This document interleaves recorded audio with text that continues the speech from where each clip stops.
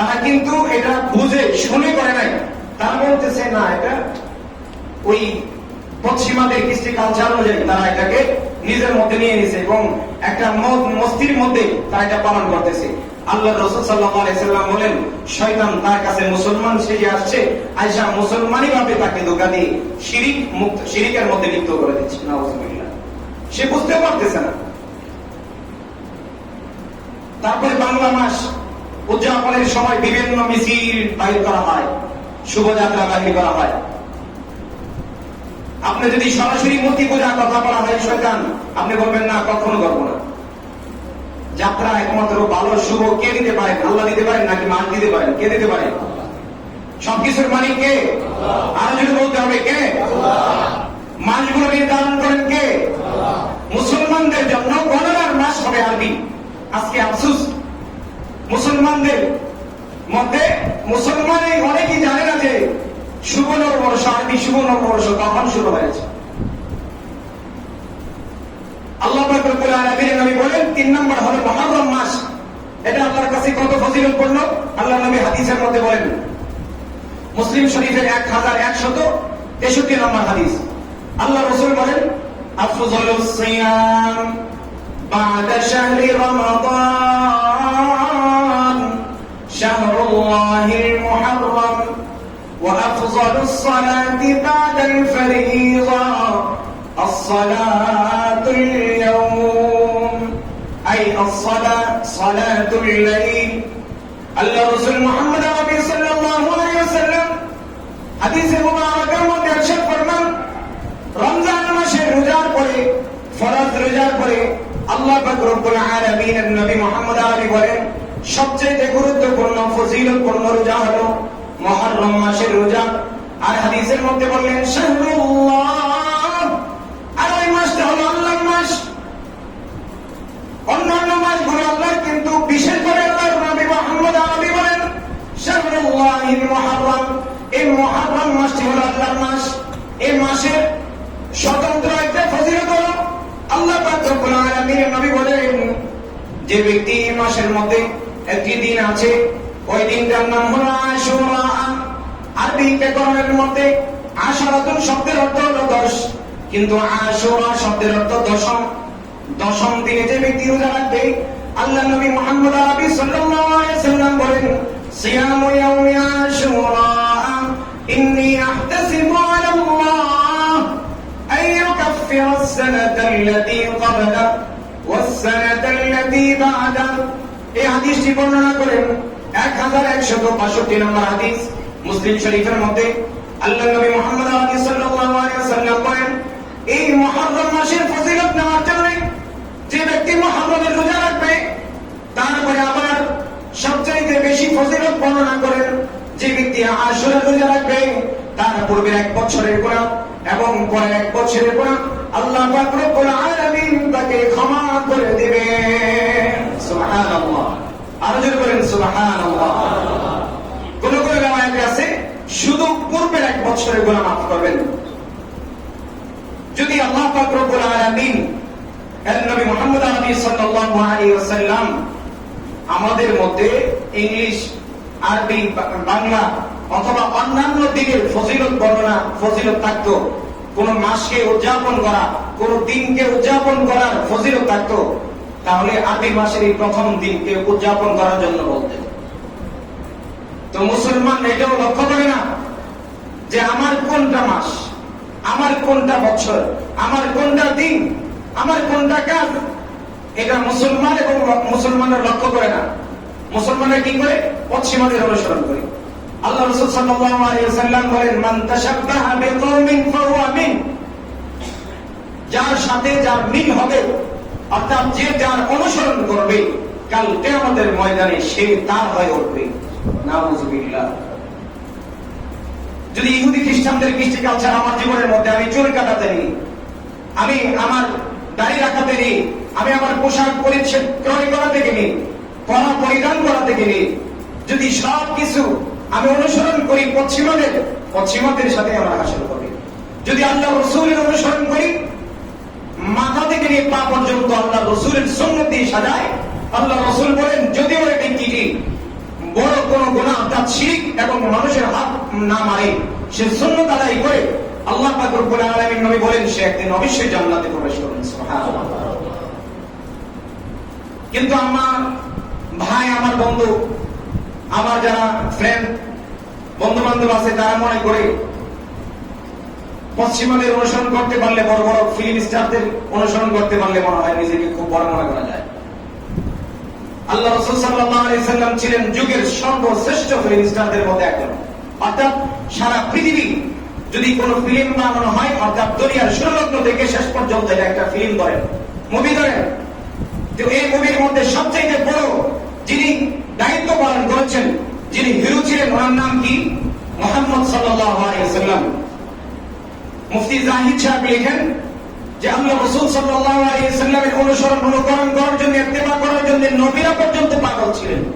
সকল নবী আল্লাহর কাছে দরখাস্ত করেছেন, আয় আল্লাহ, আমাকে আখিরি নবীর অনুসরণ করার তৌফিক দাও, অর্থাৎ আখিরি নবীর উম্মত বানাও।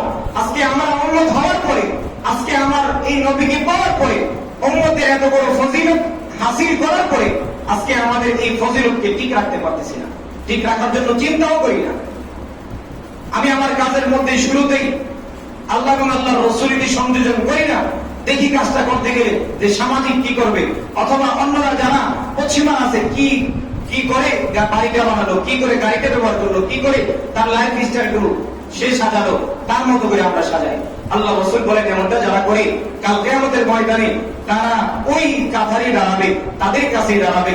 সূরা মাইদার মধ্যে আল্লাহ পাক রব্বুল আলামিন 6 নম্বর পারায় 16 নম্বর পেজ এই প্রথম নম্বর লাইনে বলেন, ইয়া আইয়ুহাল্লাযীনা আমানু লা তাত্তাখিযুল ইয়াহুদা ওয়ান নাসারা আউলিয়া বা'দুহুম আউলিয়া বা'দ। নাসারা, ইহুদি নাসারা কখনো তোমাদের বন্ধু হতে পারে না, তাদেরকে কখনো বন্ধু স্বরূপ নিবা না। বা'দুহুম আউলিয়া বা'দ, তারা একে অপরের বন্ধু। দেখেন পশ্চিমারা তখনই কথা বলে যখন কোন ইহুদি খ্রিস্টানদের উপরে আক্রমণ হয়। হাজার হাজার মুসলমান দর্শিতা মহিলা নারী হচ্ছে, হাজার হাজার মুসলমানকে কচুকাটা করা হচ্ছে, হাজার হাজার মুসলমানদের উপরে জুলুমের স্টিম রোলার চালিয়ে দেওয়া হচ্ছে। তারপরে পশ্চিমাদের মুখ থেকে একটা কথা আসে না, মানবতা বিরোধিতা লঙ্ঘন হচ্ছে, মানবতার অধিকার বিরোধিতা হচ্ছে, লঙ্ঘন হচ্ছে, এই কথা একজনও বলে না। আপনি একজন খ্রিস্টানের উপরে হাত লাগান, দেখবেন সবাই যে করবে। বা'দুহুম আউলিয়া বা'দ, আল্লাহ বলতেছেন 1400 বছর 1450 বছর পূর্বের কথা। আল্লাহ বলতেছেন যে তারা একে অপরের বন্ধু, কখনো তোমার বন্ধু হতে পারে না। ফাতাউল্লাযীনা ফী কুলুবিহিম মারাদ, আর তারাই তাদের অনুসরণ করবে ফী কুলুবিহিম মারাদ। কেন আপনি দেখবেন আল্লাযী, যারা ফী কুলুবিহিম মারাদ, তাদের অন্তরে, যাদের অন্তরে মারাদ শব্দের অর্থ হলো অসুস্থ, বেরি আছে, যাদের অন্তরে রোগ আছে, তারাই একমাত্র তাদের অনুসরণ করবে। ইউসারিউনা ফীহিম, তাদের দৌড়মুক্ত হবে দৌড়াইয়া। এমন ভাবে মুসলমান যুব সমাজ এমন ভাবে পশ্চিমাদের নকল করা শুরু করেছে, মনে হয় তার চুল কাটা দেখলে মনে হয় যে না, সেই সবচেয়ে বড় ভালো পাত্র, তাকে সবচেয়ে বেশি ভালোবাসে। তার পোশাক পরিচ্ছদ পরিধানের ক্ষেত্রে দেখা যায় সে তাকে অনুসরণ করে যে ইহুদি খ্রিস্টানদের দ্বারা, ইহুদি খ্রিস্টানদের কৃষ্টি কালচার যার মধ্যে ভরপুর। এই জন্য আল্লাহ রাসূল সাল্লাল্লাহু আলাইহি ওয়াসাল্লাম এই হাদিসের বদদুয়া থেকে আমাদের সবাইকে মুক্ত করুন, সকলে বলে আমিন। আল্লাহ পাক রব্বুল আলামিন নবী মুহাম্মদ আরবি সাল্লাল্লাহু আলাইহি ওয়াসাল্লামের সুন্নতের উপরে আমাদের সবাইকে আমল করার তৌফিক দান করুন। আল্লাহ পাক রব্বুল আলামিন নবী মুহাম্মদ আরবি সাল্লাল্লাহু আলাইহি ওয়াসাল্লাম এই মাসের ফজিলত বর্ণনা করতে গিয়ে বললাম যে রমজান মাসের পরে সবচেয়ে আল্লাহর কাছে দামি, সবচেয়ে পছন্দনীয় রোজা হলো মুহররম মাসের রোজা। এটা কিন্তু মাস, সারা মাসে রোজা রাখতে পারেন, এটা আল্লাহ পাক রব্বুল আলামিনের সবচেয়ে বেশি প্রিয়। তারপরে আবার একটা দিন আছে আশুরা, 10ম দিন, অর্থাৎ এই মাসের মুহররম মাসের 10ম দিনে রোজা রাখা, তা হলো আল্লাহর নবী মুহাম্মদ আরবি বলেন এটা আলাদা একটা ফজিলত হলো, তার পূর্বের 1 বছরের গুনাহ ক্ষমা করে দেওয়া হবে। সুবহানাল্লাহ। তাহলে আমরা 2টা দিন জানতে পারলাম। ফজিলত হলো মাসের মধ্যে 4টা মাস, 3 নম্বর মাসের কথা বললাম মুহররম, আরেকটা ওইদিকে হলো রজব, কেউ কেউ বলেন রমজান। এই 4 মাসে মতামত আছে 2টা মাস নিয়ে, রজব অথবা রমজান নিয়ে। এই 4 মাসে আল্লাহ পাক রব্বুল আলামিন নিষিদ্ধ করলেন 2টা জিনিস। 1 নম্বর, নিজের নফসের উপরে জুলুম করা যাবে না, যুদ্ধ বিগ্রহ করা যাবে না, ফিতনা ফাসাদের কাজের মধ্যে জড়িত হওয়া যাবে না। এবং আল্লাহ পাক রব্বুল আলামিনের নাফরমানিতে সংযোগ হওয়া যাবে না। এই আল্লাহর নাফরমানিতে সংযোগ হওয়া যাবে না, তার কথা হলো যে আল্লাহ পাক রব্বুল আলামিন যেগুলোকে করতে বলেছেন ওইগুলোকে করা, যেগুলোকে নিষেধ করেছেন তাগুলোকে ছেড়ে দেওয়া। এজন্য সকলে পারবো তো ইনশাআল্লাহ। আল্লাহ পাক রব্বুল আলামিন আমাদের সবাইকে আল্লাহর হুকুম পালন করা, আল্লাহ পাক রব্বুল আলামিন যা থেকে বিরত থাকার কথা বলেছেন ওই কাজগুলো ছেড়ে দেওয়ার তৌফিক দান করুন। সকলে সামনে আসি, সকলে সামনে আসি, পিছনে জায়গা নাই, জায়গা সংকলন হচ্ছে না, একটু সামনে আগে আগে বসি। খুতবার পরে একটু ফাঁকা ফাঁকা দাঁড়িয়ে নামাজে দাঁড়াবেন, একটু সামনে আইসা চাইবে যাবে বসি। আল্লাহ পাক রব্বুল আলামিন নবী মাসের সম্মান পেলাম, মাসের মর্যাদা পেলাম, রমজান মাসের পরে মুহররম মাসের কথা, তারপরে আমরা এই মাসের মধ্যে 10ম দিনের কথার সম্মান পেলাম এবং ফজিলত পেলাম যে এই মাসের 10 তারিখ যদি কোনো ব্যক্তি রোজা রাখে তাহলে আল্লাহ পাক রব্বুল আলামিন তার পূর্বের এক বছরের গুনাহ ক্ষমা করবে। এবার আসুন এই 10ম তারিখে রোজা রাখাটা কোত্থেকে আসছে? হযরত আয়েশা সিদ্দিকা রাদিয়াল্লাহু তাআলা বর্ণনা করেন, আইম্মায়ে জাহিলিয়াতের যুগে আশুরার রোজা ছিল। আশুরার রোজা তখন ওয়াজিব ছিল যখন রমজানের রোজা ফরজ হয় নাই। যখন রমজানের রোজা ফরজ হয়ে যায় তখন আল্লাহ রাসূল সাল্লাল্লাহু আলাইহি সাল্লাম বলেন, ইচ্ছা করলে তোমরা রাখতে পারো, রাখলে আল্লাহ সওয়াব এত দিবেন। আর যদি তোমাদের কোনো সমস্যা হয় অথবা তোমরা রাখতে না পারো তাহলে কোনো গুনাহ হবে না। তারপরে যখন আপনার রাসূল সাল্লাল্লাহু আলাইহি ওয়াসাল্লাম কদিমাল মদিনা, আল্লাহ রাসূল যখন মদিনাতে পা রাখলেন অর্থাৎ মদিনাতে হিজরত করে গেলেন, তখন আল্লাহ পাক রব্বুল আলামিন নবী দেখতে পেলেন ওখানে ইহুদি নাসারা রোজা রাখে। আল্লাহ রাসূল সাল্লাল্লাহু আলাইহি ওয়াসাল্লাম বলেন, ইহুদি নাসারাকে জিজ্ঞাসা করে, কদিমাল মদিনাতা আল ইয়াহুদা ওয়ান নাসারা, আল্লাহ রাসূল সাল্লাল্লাহু আলাইহি ওয়াসাল্লাম যখন মদিনায় হিজরত করে যান তখন ইহুদি নাসারাদেরকে দেখেন ওরা রোজা রাখে। তখন আল্লাহর নবী মুহাম্মদ আরবি সাল্লাল্লাহু আলাইহি ওয়াসাল্লাম তাদেরকে জিজ্ঞাসা করলেন, তোমরা কেন এই দিনে রোজা রাখো? তারা উত্তর করলেন, এই দিনের মধ্যে ফাআনজাইনাল্লাহু মূসা ওয়া কওমা, আল্লাহ রাসূল সাল্লাল্লাহু আলাইহি ওয়াসাল্লামকে তারা বললেন যে এই দিনটা হলো ইন্নাহু আযীমুন, এই দিনটা হলো অনেক বড় দিন এবং সম্মানিত দিন। কেননা এই দিনের মধ্যে আল্লাহ পাক রব্বুল আলামিন হযরত মূসা আলাইহিস সালাতু ওয়াস সালামকে এবং তার কওমকে, তার সম্প্রদায়কে আল্লাহ পাক রব্বুল আলামিন ফিরআউনের জালিমের জুলুমের হাত থেকে, কবল থেকে রক্ষা এবং মুক্তি করেন। সুবহানাল্লাহ। তারপরে বলেন ওয়া গররাকা ফিরআউন, এবং ফিরআউনকে নীল দরিয়ার মধ্যে চুবিয়ে মারেন, তাকে নিমজ্জিত করে ফেলেন। তার সাথে তার যত লস্কর ছিল, তার শত সৈন্য সামর্থ্য ছিল, তার যত বাহিনী ছিল তাদেরকেও ধ্বংস করে ফেলেন। এই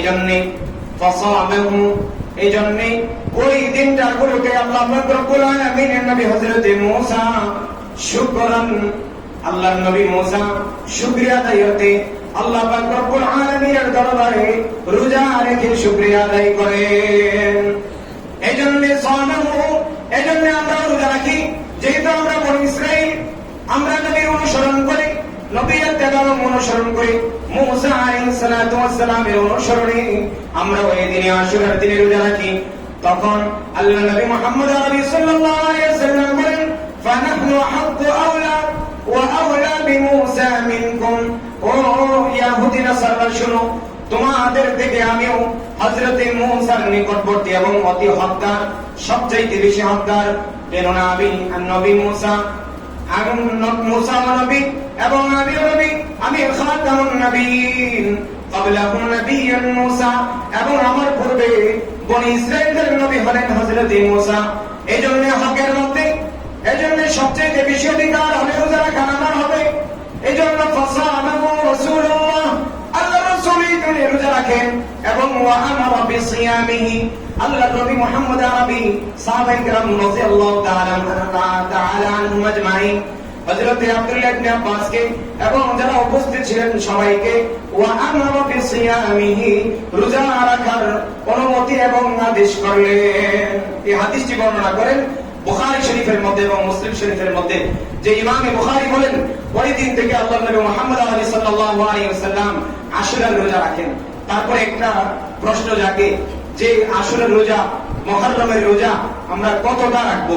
এই প্রশ্নের জবাবে আল্লাহ নবী মুহাম্মদ আরবি সাল্লাল্লাহু আলাইহি সাল্লামের একটি হাদিস আছে, যখন আল্লাহ নবী মুহাম্মদ আরবি সাল্লাল্লাহু আলাইহি সাল্লামের কাছে সরাসরি এই আয়াত নাযিল হলো, ফাতাওয়াল্লাযীনা ফী কুলুবিহিম মারাদ ইউসারিউনা ফীহিম ইয়াকুলুনা নাখশা আন তুসিবানা দাইরা, যে লা আইয়ুহাল্লাযীনা আমানু লা তাত্তাখিযুল ইয়াহুদ, ইহুদিদের অনুসরণ করবেন না, ইহুদিদের কৃষ্টি কালচার আপনি ধরবেন না, তাদের সাথে সামঞ্জস্য কোনো কিছু করবেন না।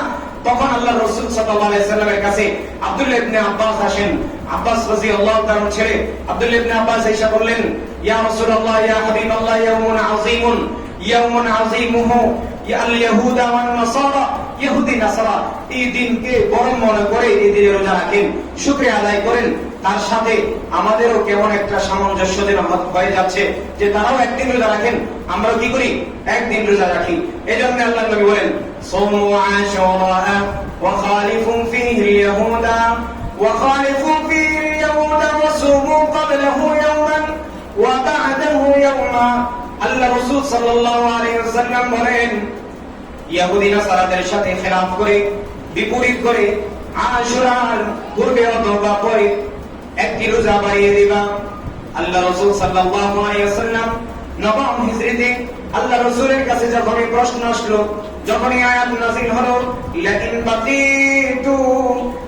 বাকিতু, আল্লাহ রাসূল সাল্লাল্লাহু আলাইহি ওয়াসাল্লাম বলেন, যখন আমি আগামী বছর বাকি থাকবো, অর্থাৎ আমি যদি আগামী বছরে হায়াত পাই, তাহলে আমি নবম দিনে রোজা রাখবো। আমিও ইহুদিদের সাথে খেলাফ করে, তাদের বিরুদ্ধে আচরণ করে, তাদের আমলের বিপরীত করে আমিও একটি রোজা বাড়িয়ে দেব, অর্থাৎ 9 নম্বর দিনে রোজা রাখবো এবং 10ম দিনে রোজা রাখবো।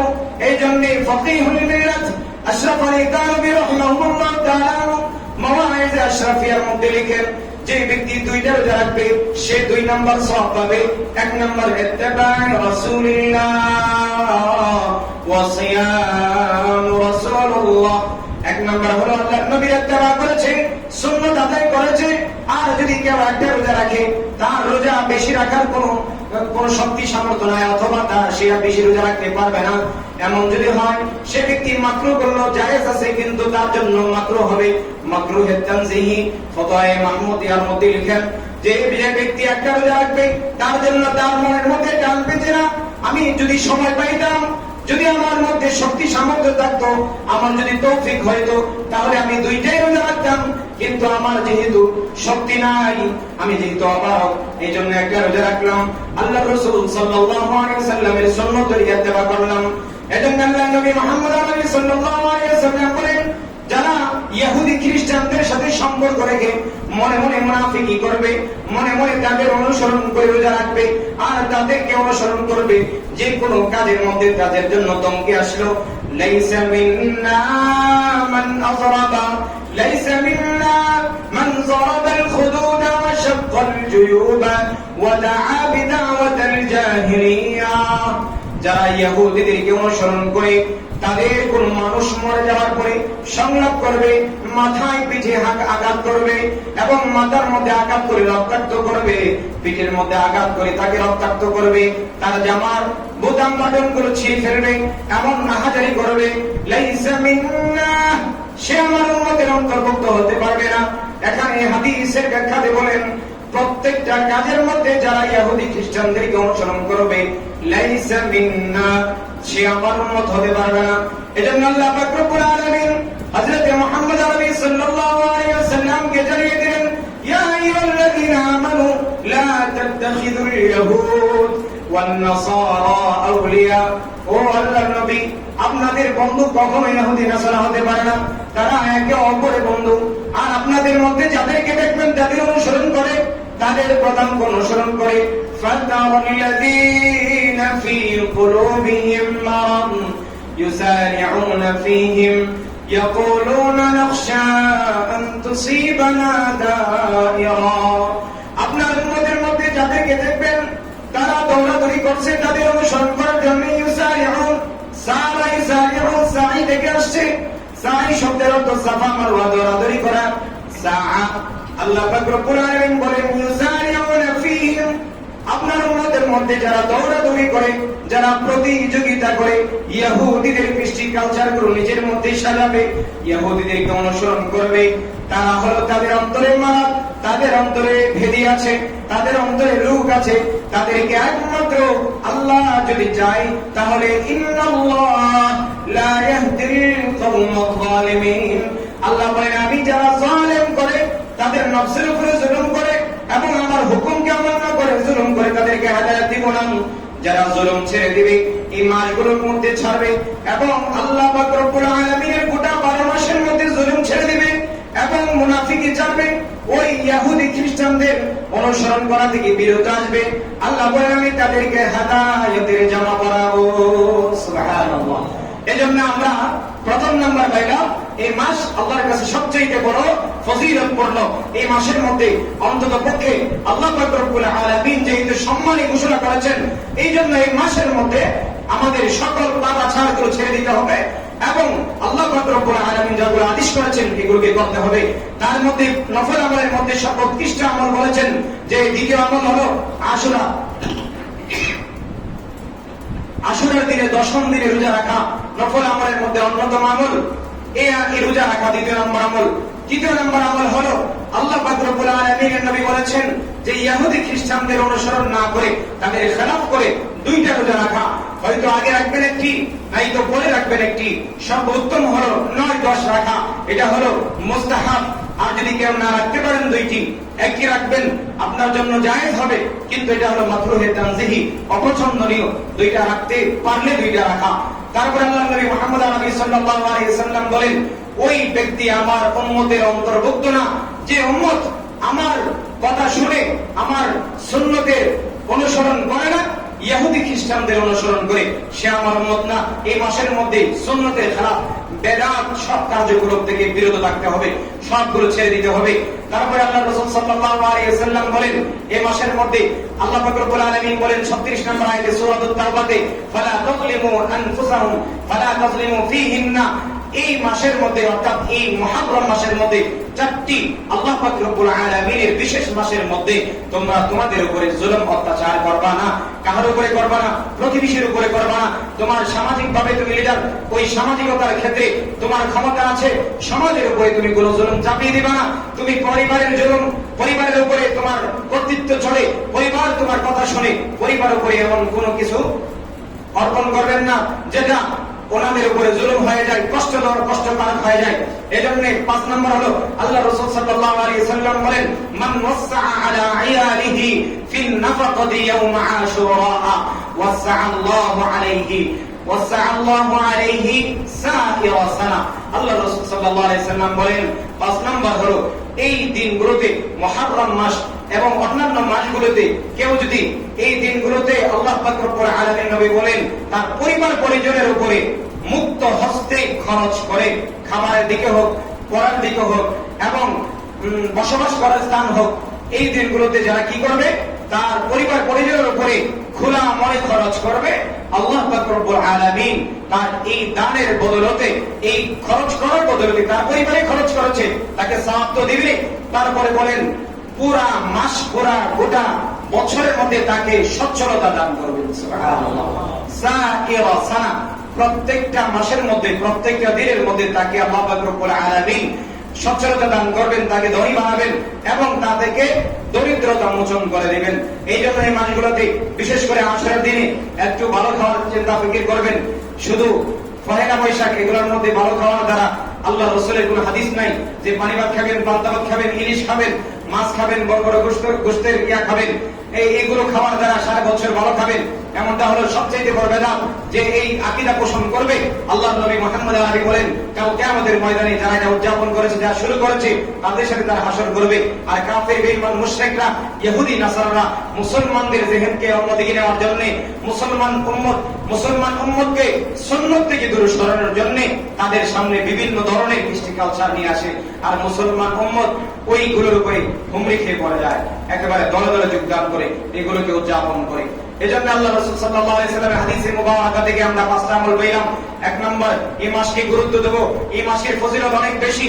এই মাসের মধ্যে তারপরে হাদিসের 1 নম্বর হাদিসে আফজালুস সালাতি বাদাল ফারিয়্যা, সালাতের মধ্যে সর্বোত্তম সালাত হলো ফরজ নামাজের পরে লাইলাতুত তাহাজ্জুদ, লাইলা অর্থাৎ রাতের মধ্যে সালাতুল কিয়াম, কিয়াম করা অর্থাৎ রাতের মধ্যে নামাজ আদায় করা, তাহাজ্জুদ নামাজ আদায় করা আল্লাহর কাছে সবচেয়ে বড় উত্তম এবং প্রিয়। আল্লাহ রাসূল বলেন এই মাসগুলোতে তাহাজ্জুদ নামাজ আদায় করো।